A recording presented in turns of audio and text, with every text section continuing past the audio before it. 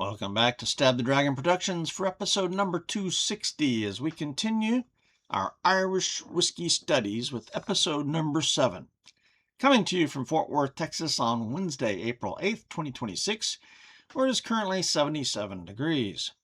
In the months of March and April, I've been studying Irish whiskey, and I'm trying to figure out why I don't like Irish whiskey that much, really. It's been my least favorite whiskey style over the years, and so I want to try to grow to understand it and enjoy it.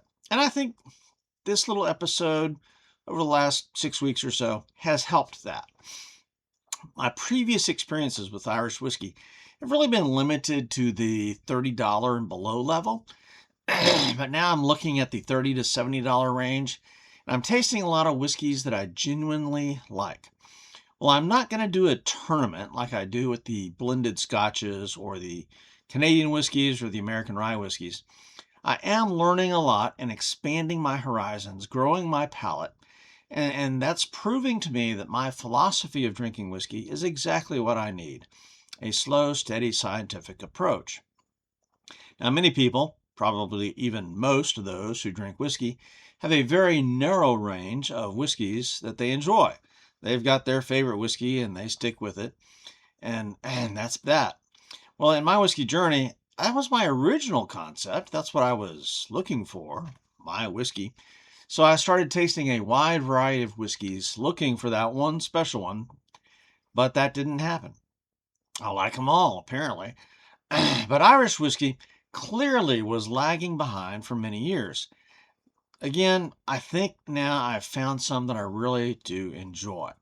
So today, let's examine one of the more expensive ones for me, Green Spot Irish whiskey, and see if this holds up to the ones that I've been liking.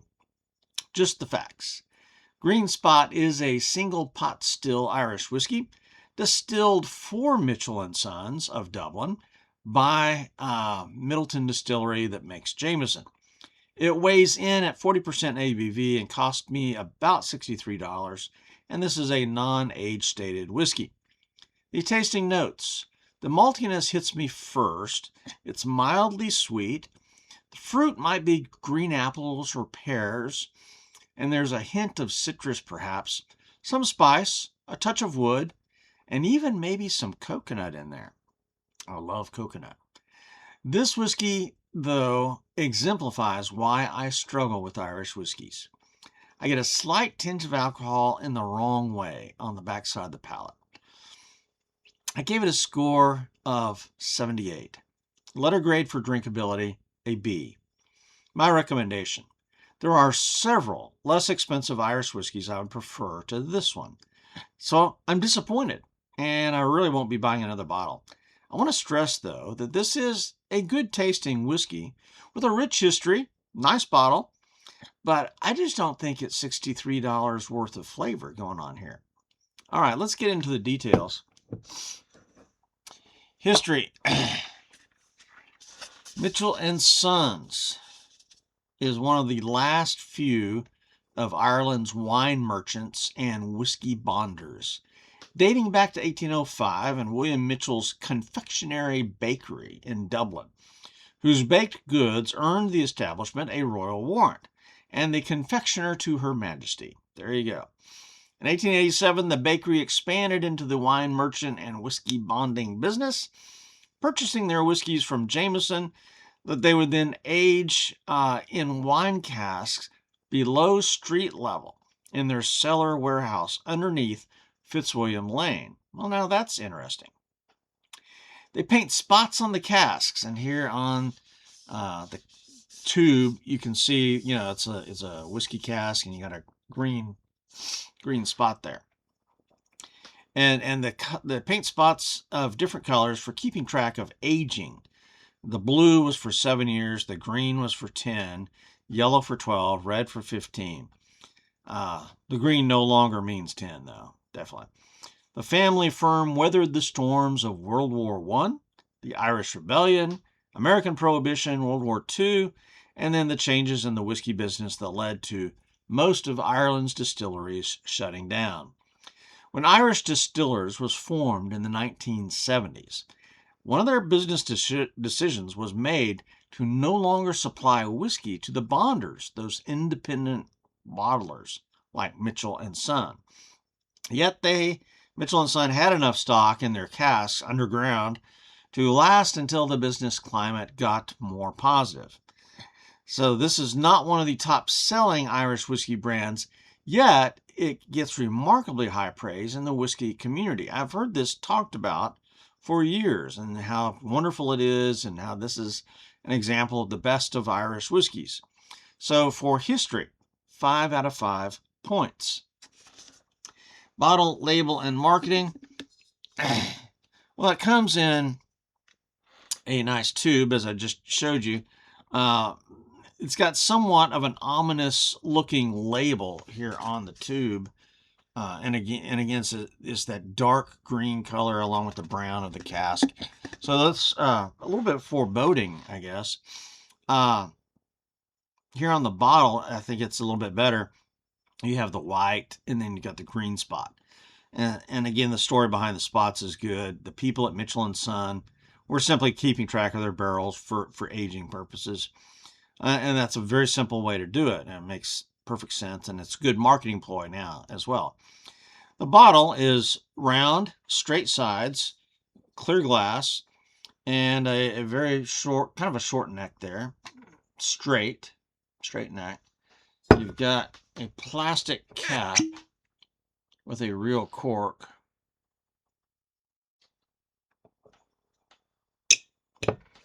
And the spot on the cap as well. The label is attractive. You know, the green spots stands out. The spot whiskeys all, you know, have a similar look, and so it kind of stands out. But it's not necessarily a fancy label or classy, but it is very noticeable. So, you know, good marketing there, I think. There are lots of reviews of this whiskey on YouTube, and even a couple of advertisements or documentary style videos. The website's very good. I've heard, again, word of mouth in the whiskey community. This whiskey has been talked about for many years, and so I knew, if I'm going to study Irish whiskeys, I've got to try Green Spot. So word of mouth is strong. It's a very popular whiskey, even though sales figures are nowhere near the top level. So for bottle, label, and marketing, though, 5 points out of 5. Appearance of the whiskey. In the bottle, you can tell this is going to be fairly light. And then in the glass, there you go. It's just a pale yellow, straw colored. So that's a 2 out of 5 for appearance. Composition. Distilled by Middleton Distillery in Cork, Ireland. So that's down south. For Mitchell & Son. In other words, this is made by the same distillery that makes Jameson. So essentially, this is Jameson whiskey. Triple distilled, single pot still. So what that means is it's at least 30% malted barley and at least 30% unmalted barley.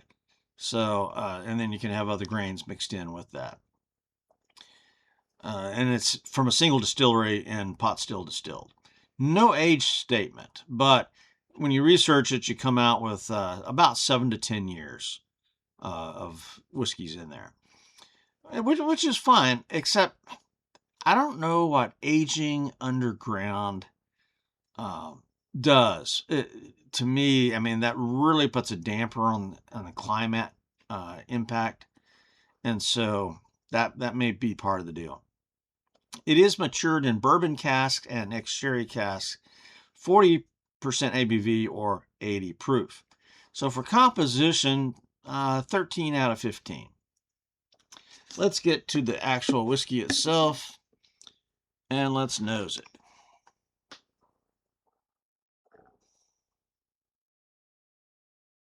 It's a pleasant, though faint nose. Fruity, malty, sweet.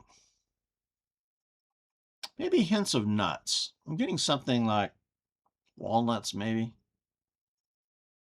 little bit nutty. So again, it's not a strong nose. It's pleasant, but just not a whole lot there.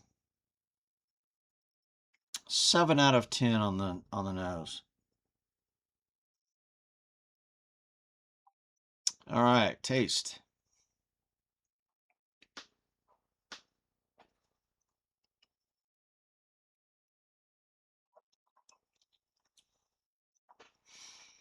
The malt hits me at first. Mildly sweet.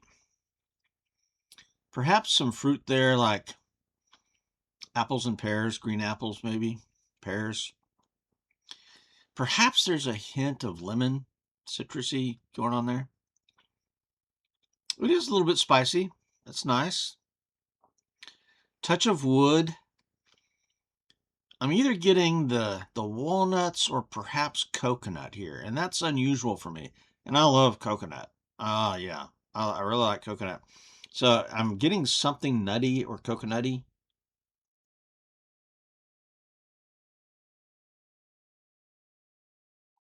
But again, this whiskey exemplifies why I struggle with Irish whiskey. I get a slight tinge of alcohol in the wrong way on the backside of the palate. Similar to Bushmills, Jameson. It's still very good, but I'm going to say 20 out of 25 for taste. Mouthfeel, burn, and finish.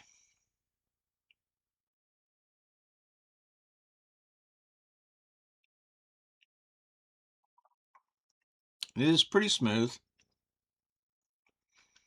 Delightful. Decent mouthfeel. It's not thin. Some mouth tingles, but no real burn. And at 80 proof, I'm not expecting a burn. But I still get just this tinge of an alcohol flavor in there that I'm not digging. The malt and spicy notes do linger a bit for a medium finish. 12 out of 15 for the mouthfeel, burn, and finish. Now, flexibility. I prefer it neat.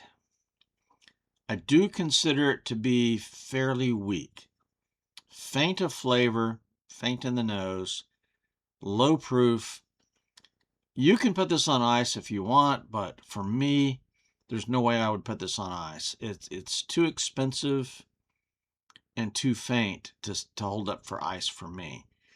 Nor am I going to put this in a cocktail. The flavors are nice, but too weak for me to put this expensive whiskey in a cocktail. Now, that's my choice. You can try what you want to try. When I went to the Green Spot website, it didn't really give you a list of cocktails. It mentioned Green Spot and soda, perhaps. And this, I can see this working with ginger ale or Sprite or 7-Up. But then you're putting a $60 whiskey in a Sprite or 7-Up. I just don't get it. They really didn't list any other cocktails because this is not, this is a sipper. This is not really cocktail material. They did mention pairing this with certain foods, but I just don't see this as being a very flexible whiskey and a little bit pricey. So only 3 out of 5 for flexibility. Price, value, and availability. Specs had this for $60.99. Goody Goody, $68.99. Total Wine, $60.99. I think I got this at Specs. So it's a $60 plus whiskey. And I think it's at least $10 too much for what you get here. Maybe 20. It's got good availability. It's in all the big stores.